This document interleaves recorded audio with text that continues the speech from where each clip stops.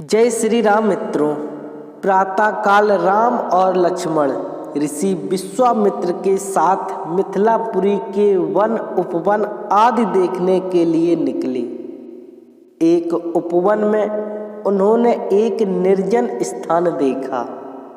राम बोले, गुरुदेव, यह स्थान देखने में तो आश्रम जैसा दिखाई देता है, किंतु क्या कारण है कि यहाँ कोई ऋषि या मुनि दृष्टिगोचर नहीं हो रहे हैं।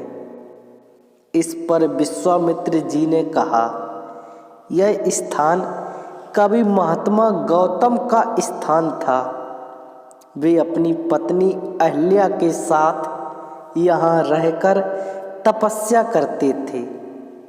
एक दिन गौतम ऋषि की अनुपस्थिति में इंद्र ने गौतम के वेश में आकर अहल्या से प्रणय याचना की।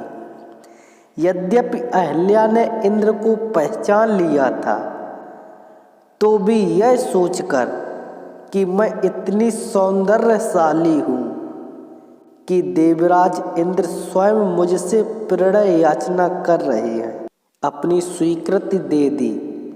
जब इंद्र अपने लोक लौट रहे थे, तभी अपने आश्रम को वापस आते हुए गौतम ऋषि की दृष्टि इंद्र पर पड़ी। उस समय इंद्र उन्हीं का वेश धारण किए हुए था। तत्काल वे सब कुछ समझ गए और उन्होंने इंद्र को श्राप दे दिया।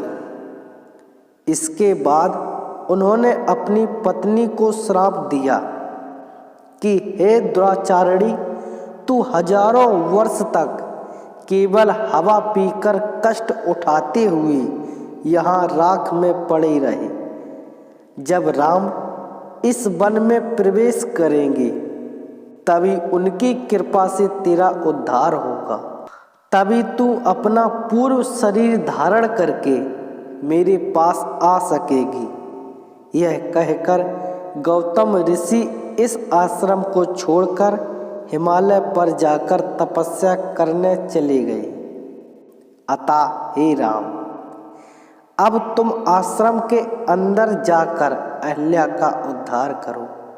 विश्वामित्र जी की आज्ञा पाकर वे दोनों भाई आश्रम के भीतर प्रविष्ट हुए।